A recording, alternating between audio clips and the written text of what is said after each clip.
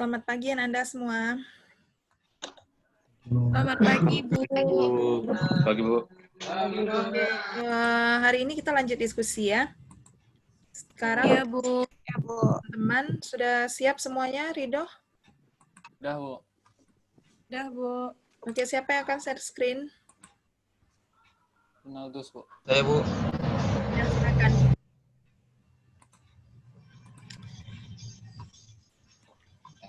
Untuk aturan diskusi kita seperti biasa ya. Sekarang yang presentasi adalah kelompok berapa nih? Kelompok 4. 4. Nanti yang akan menanggapi adalah kelompok 5. berapa? 5. Oke, kelompok 5. Kelompok 5 siapa saja? Agus, Bu. Oke, Agus dan teman-teman. Baiklah, untuk mempersingkat waktu, karena waktu kita juga terbatas, silakan langsung saja. Ridho dan teman-teman. Baik. Baik, Bu. Tempat saya, Bu.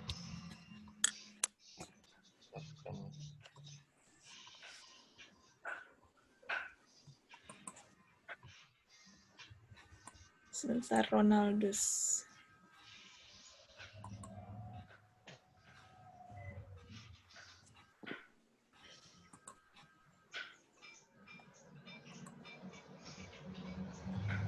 Silakan, Ronaldus.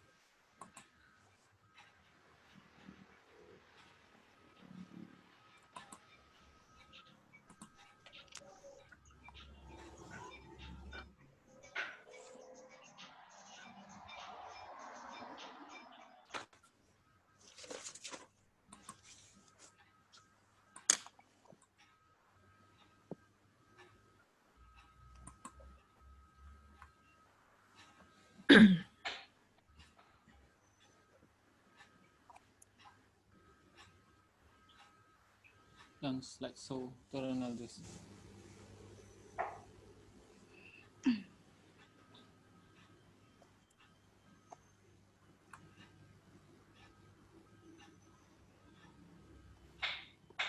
Itu. Slideshow. Slideshow.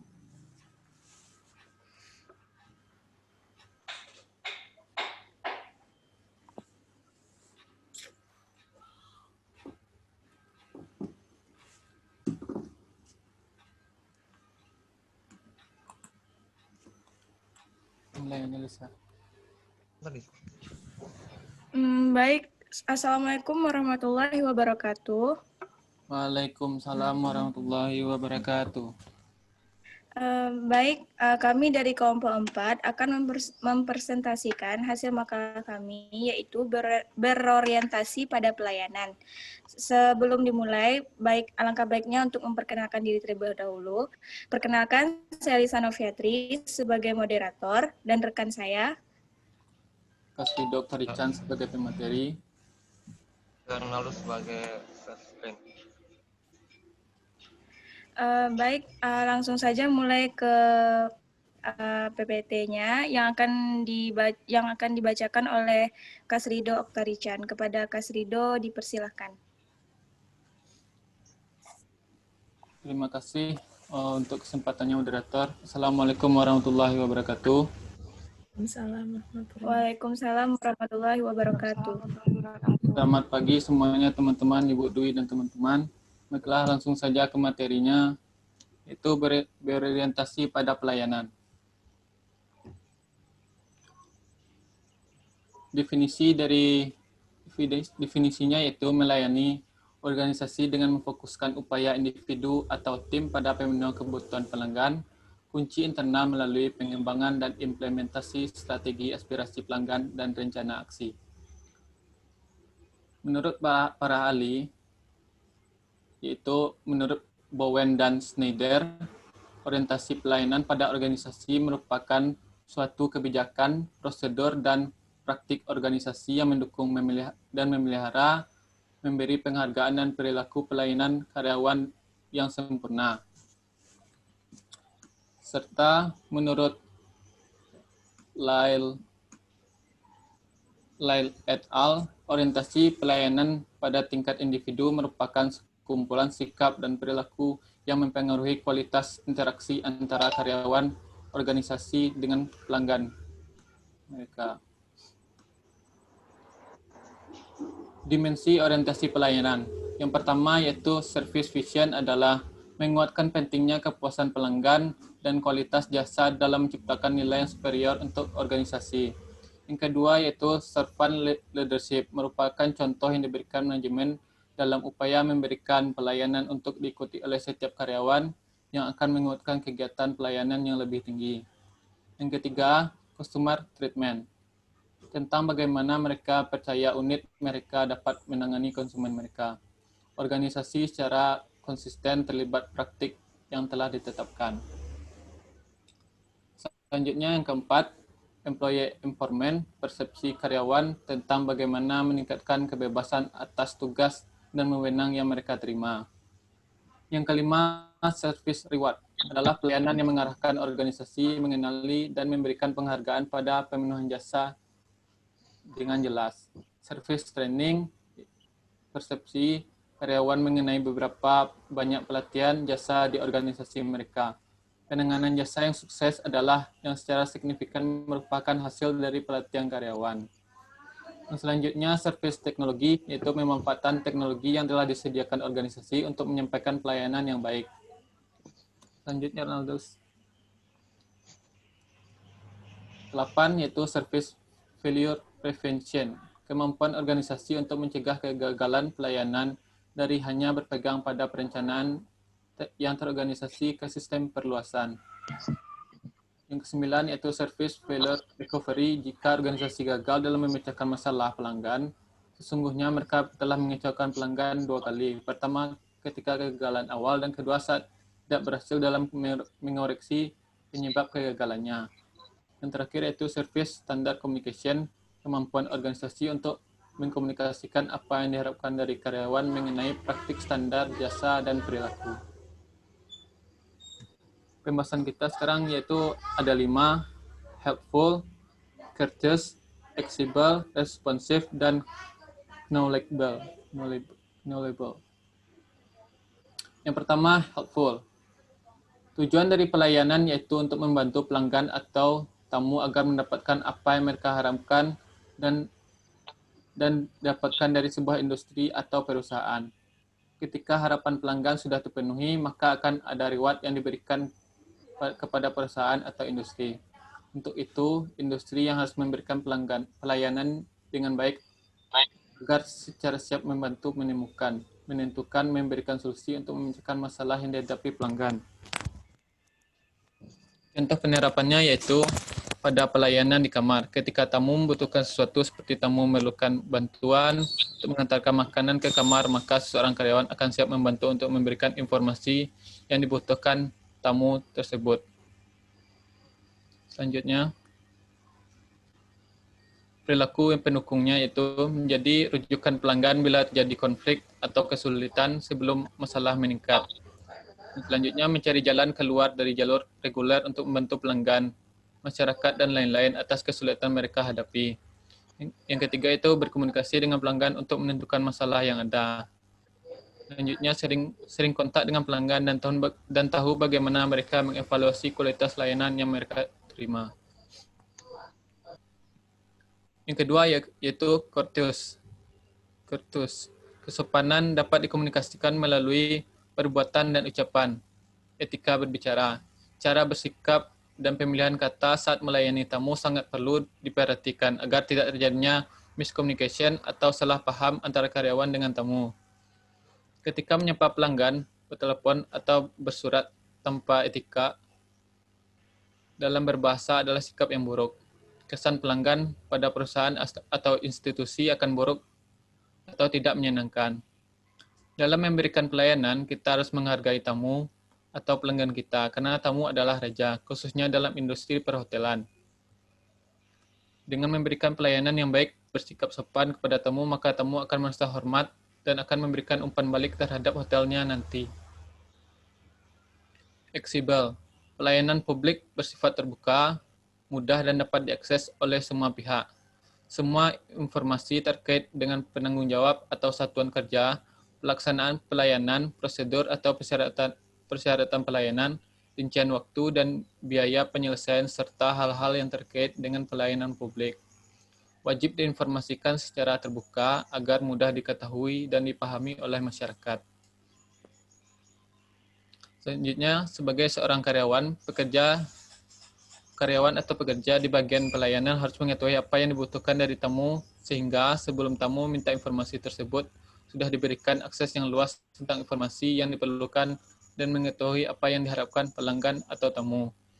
Bagi sebuah perusahaan juga harus menyediakan informasi-informasi yang berkaitan dengan jasa atau pelayanan yang ditawarkan kepada tamu agar mudah akses demi menunjang operasional kerja karyawan perusahaan. Pelaku pendukungnya yaitu memberikan pemberitahuan awal dari setiap penyimpangan sesuai dengan perjanjian yang telah disepakati dengan pelanggan. Yang kedua, aktif menginformasikan hal-hal yang relevan secara sepenuh hati kepada pelanggan. Selanjutnya, mengakomodasi kebutuhan pelanggan dalam bentuk layanan yang disesuaikan atau customized. Selanjutnya, nomor 4, responsif.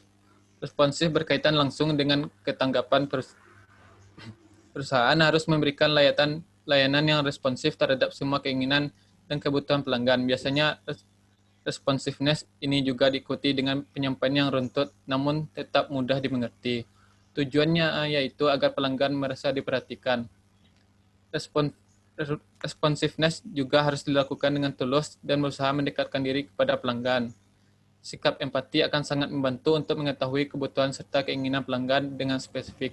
Pada saat memberikan pelayanan, diperlukan respon yang sangat cepat terhadap suatu masalah yang dihadapi. Perilaku pendukungnya yaitu kemampuan untuk mendukung pernyataan penyelidik, mendengarkan, memahami dengan akurat secara lisan maupun secara tertulis. Yang kedua, menjelaskan kebutuhan atau harapan pelanggan ketika ada keraguan. Selanjutnya, menunjukkan kemampuan untuk mendengarkan secara akurat dalam memahami kebutuhan dan tantangan. Yang keempat, memberikan respon umpan balik dan komentar yang tepat untuk terhadap keluhan pelanggan tersebut.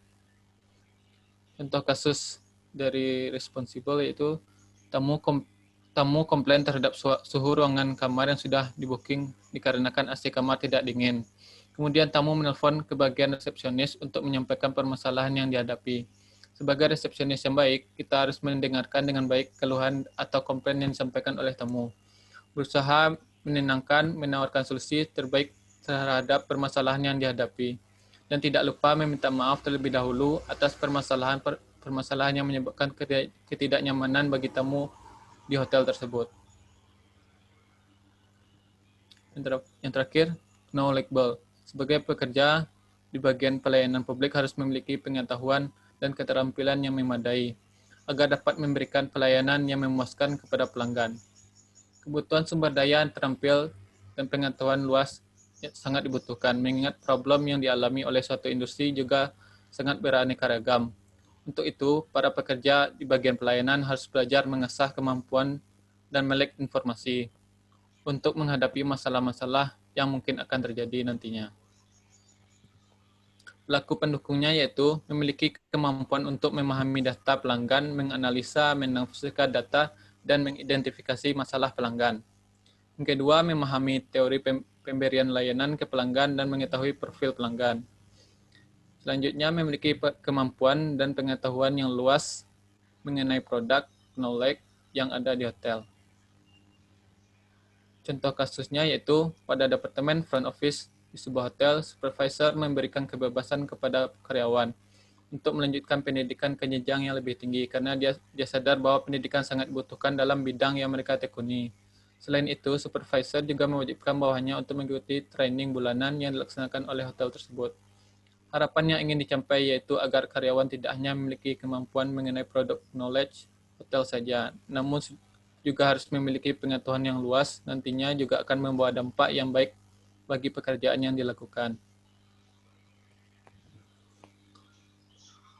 Langsung studi kasusnya aja, Bu.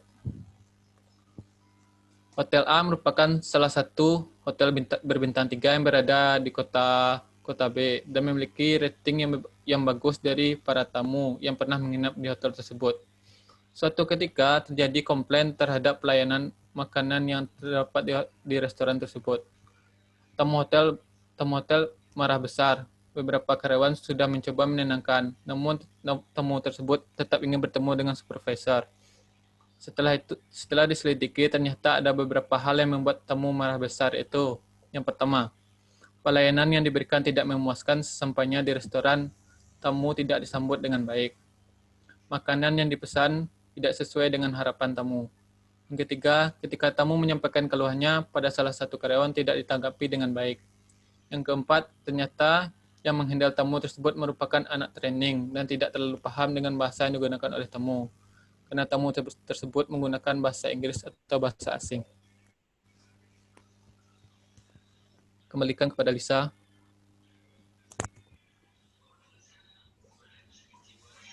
Baik, sekian hasil presentasi dari kelompok 4. Apakah kelompok 5 mempunyai kritik dan saran untuk kelompok 4?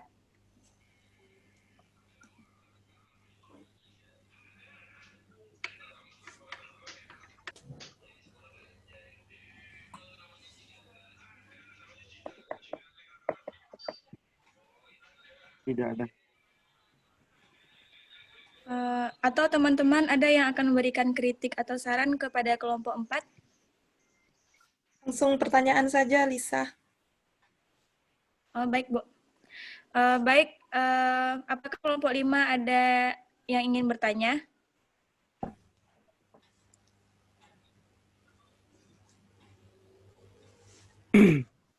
Baik, saya akan bertanya.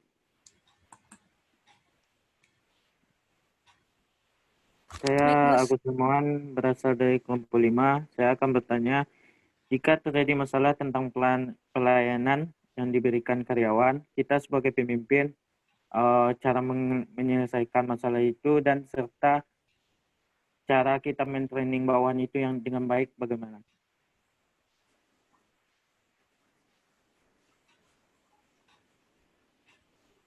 Baik, terima kasih Agus. Agus, kalau bisa diketik di chat ya. Oke. Apakah ada kelompok 5 ada yang bertanya lagi?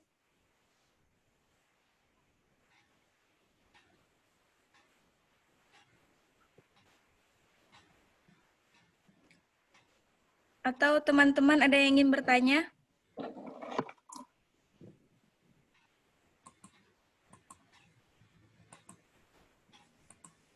Silakan dari kelompok lain jika ada yang ingin bertanya.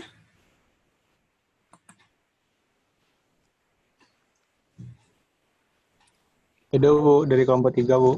Ya, silakan. Oh, baiklah, terima kasih atas kesempatannya kepada saya untuk telah diberikan kesempatan untuk bertanya. Saya Edo Ronaldo dari kelompok 3. Tadi kelompok 4 telah menjelaskan ada beberapa poin mengenai dimensi orientasi pelayanan. Saya hanya ingin meminta contoh dari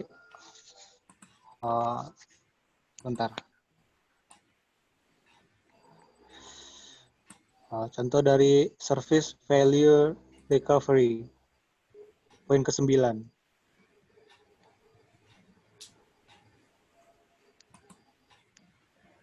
Baik, Edo. Terima kasih. Sama-sama.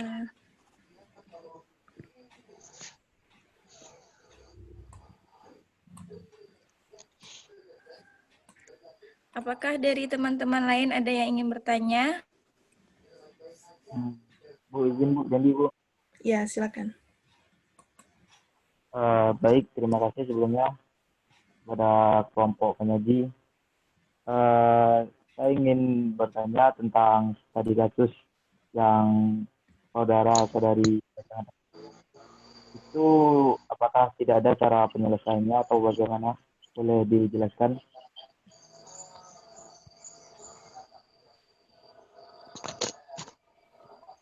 Terima kasih.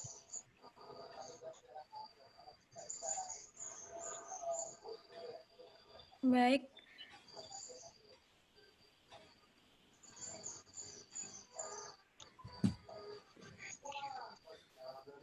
Ibu hanya 3 pertanyaan, Bu. Ya, 3 pertanyaan saja, Lisa.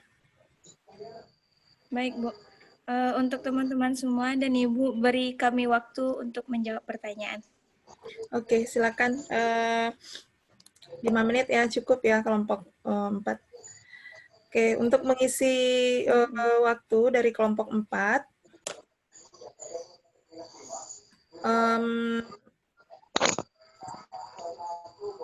saya akan menjelaskan. Jadi ada, kalau kita berbicara tentang berorientasi pada pelanggan, kira-kira apa yang diharapkan oleh pelanggan?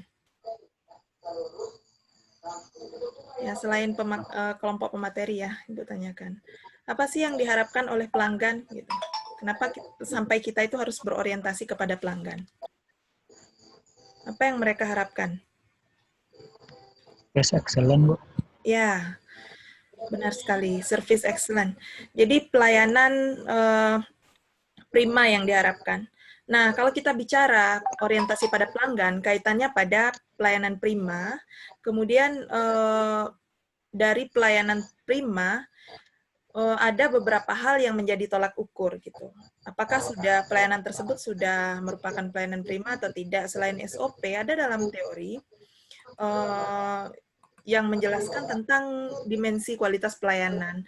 Nah, tadi pada presentasi kelompok 4 sudah ada beberapa dijelaskan mengenai dimensi orientasi pada pelayanan. Nah, namun ada yang paling terkenal, kalau ini sudah pernah kita bahas di pelayanan prima, kalau yang udah ambil mata kuliah pelayanan prima. Jadi ada dimensi kualitas pelayanan yang paling populer. Gitu.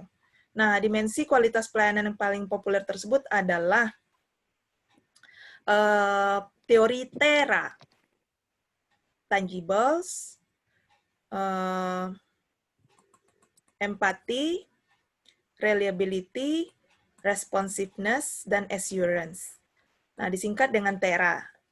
Nah, TERA ini sebuah teori dimensi kualitas pelayanan yang dicetuskan oleh Parasurahman. Nah, mudah-mudahan Anda masih ingat teori ini, teori tentang TERA ini. Jadi, mulai dari yang pertama, tangible. Nah, kalau tangible, yaitu bukti konkret dari pelayanan itu sendiri yang kita berikan. Bukti konkret kemampuan perusahaan itu untuk memberikan yang terbaik bagi pelayanan, apakah bagi pelanggan, apakah produknya atau jasa yang diberikan. Itu tangibles. Nah, jadi kalau misalnya hotel, ya mungkin dari fasilitas hotel, dari bentuk bangunan hotel. Nah, misalnya perlengkapan-perlengkapan yang canggih yang menggunakan teknologi tinggi, hingga sampai kepada penampilan karyawan. Nah, itu tergolong pada tangibles. Bukti konkret bahwasanya perusahaan itu memang memberikan yang terbaik bagi pelanggan. Itu. Jadi dengan adanya TERA ini, sudah misalnya tangibles tadi sudah diupayakan oleh perusahaan, maka udah jelas perusahaan itu berorientasi pada pelanggan. Kemudian assurance. TERA tadi, empati ya. Empati. Jadi empati ini adalah perhatian yang diberikan oleh perusahaan, kepada pelanggan. Jadi yang sifatnya itu lebih secara individualis gitu, bukan perhatian misalnya seorang waiters, kemudian melayani, itu kan juga perhatian. Tapi empati ini lebih kepada perhatian secara khusus. Misalnya saja di restoran melihat tamu membawa anaknya, si karyawan tadi cepat gitu untuk melayani, misalnya menyediakan baby chair dan sebagainya. Nah, itu merupakan pelayanan yang bersifat individualis gitu kepada tamu.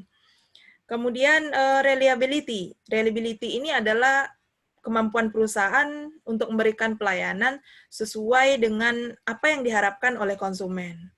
Yaitu terkait dengan kecepatan memberikan pelayanan, kemudian waktunya tepat dalam memberikan pelayanan, kemudian tidak ada kesalahan di dalam memberikan pelayanan, kemudian menunjukkan sikap-sikap simpatik kepada tamu gitu, dan hal-hal lainnya. Itu reliability. Kemudian responsiveness. Responsiveness ini adalah tanggap, ya daya tanggap si pemberi pelayanan kepada tamu dengan memberikan pelayanan yang cepat serta responsif. Diiringi dengan penyampaian yang jelas, misalnya mudah dimengerti, misalnya menu gitu. Cepat diberikan menu, kemudian ada pertanyaan dari tamu, wah ini menu ini seperti apa gitu. Nah, kemudian diberi penjelasan tentang menu tadi, product knowledge gitu kepada tamu. Gitu.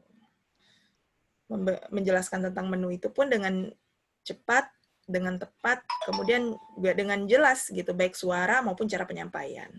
Itu responsiveness. Kemudian assurance. Assurance ini adalah jaminan kepuasan bagi tamu gitu. Jaminan kepuasan bagi pelanggan.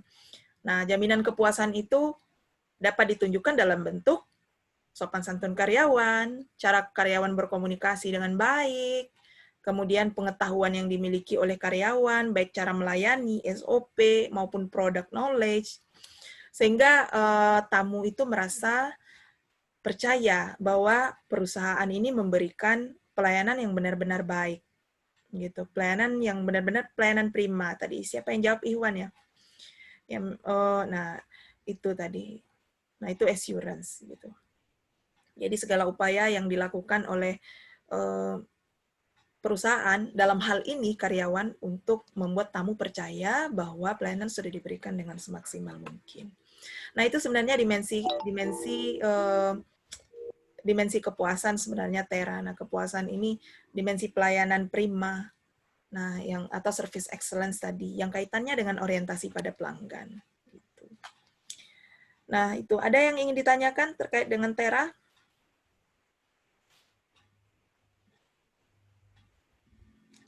Nah, jika tidak ada, kita kembali kepada pemakalah.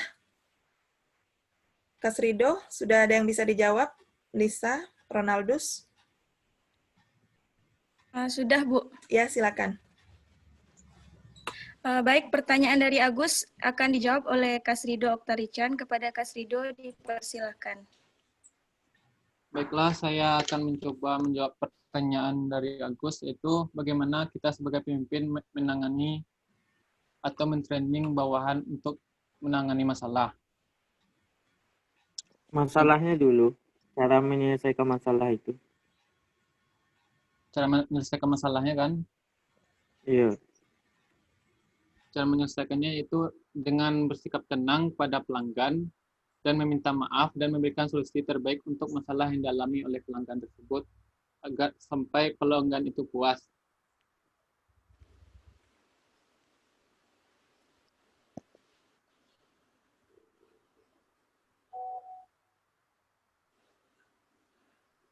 Gimana, Gus?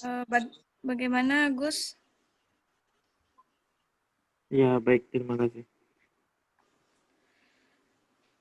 Baik, untuk pertanyaan Edo yang akan dijawab oleh Ronaldus, kepada Ronaldus dipersilakan.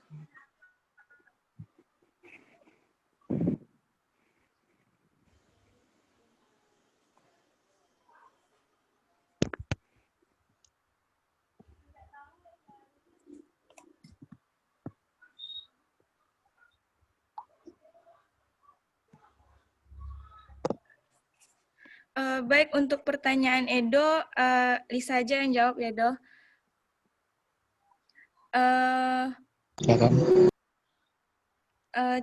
Contoh dari service, contoh dari poin yang ke-9 kan, Do? Iya.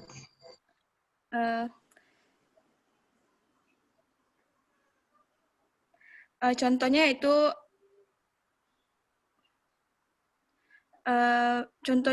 yaitu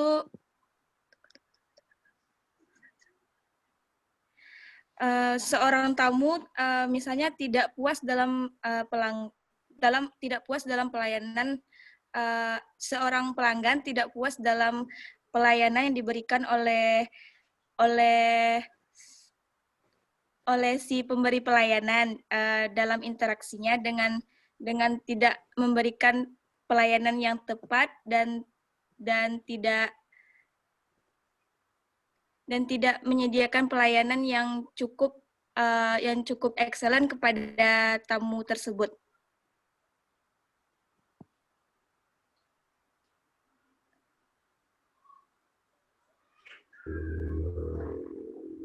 Gimana, Edo?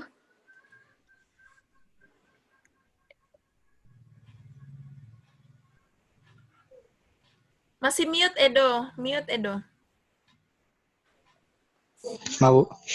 Oh, jadi gini, kan di sana tadi keterangannya jika uh, mengalami kesalahan dalam pelayanan servis, maka mengakibatkan 2 kali kekecewaan terhadap pelanggan. Jadi yang saya minta itu contoh dari kenapa dari kekecewaan satu itu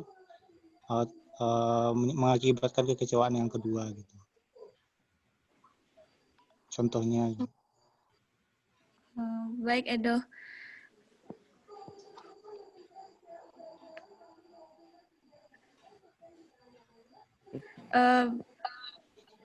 Tunggu sebentar ya, Edo.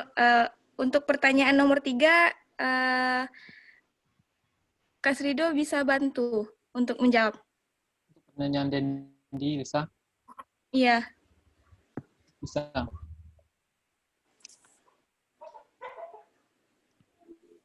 Baik, saya akan mencoba menjawab pertanyaan dari Dendi tadi. Bagaimana penyelesaian dari studi kasus, kan Dendi? Iya, Ridho. Penyelesaiannya itu dengan hampir sama dengan pertanyaan Agus tadi.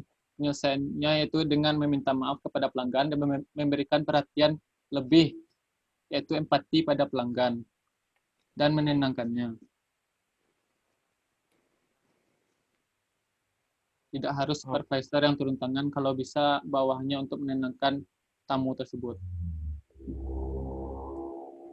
Kan tadi kata di poin terakhir tuh training, dan maka training itu nggak konsultasi dulu sama supervisornya atau bagaimana? Ya, itu kan kesalahan dari trainingnya, itu enggak kesalahan dari itunya, kan supervisornya tidak mentraining terlebih dahulu para training tersebut untuk bagaimana cara menangani tamu asing. Oke, baik, terima kasih sebelumnya. Baik, terima kasih, Dendi.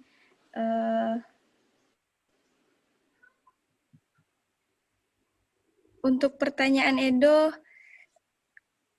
tunggu sebentar ya, Edo.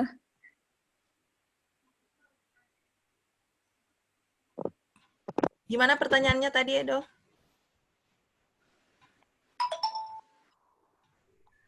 Masih mute. Jadi kan tadi Bu, di dimensi orientasi pelayanan ada 10 poin. Yang Edo tanyakan tuh di poin ke-9 Bu, yang mengenai failure recovery. Jadi di sana kan jika mengalami kegagalan dalam melakukan failure recovery ini, berarti dari kegagalan pertama itu menyebabkan kegagalan yang kedua, Bu. Jadi ada yang minta contoh itu, dia minta contohnya, Bu. Dari kegagalan yang pertama. Ya, kalau misalnya kegagalan yang pertama itu tidak menyebabkan kegagalan yang kedua, berarti penanganan pada kegagalan yang pertama itu tidak baik, tidak profesional. Makanya next step itu gagal lagi, gitu kan? Kalau kita tidak bisa memulai apa sih menyelesaikan masalah yang di awal itu dengan lebih baik, maka yang selanjutnya juga tidak akan berjalan dengan mulus gitu. Kalau orientasi pelayanan ini merupakan sebuah proses gitu.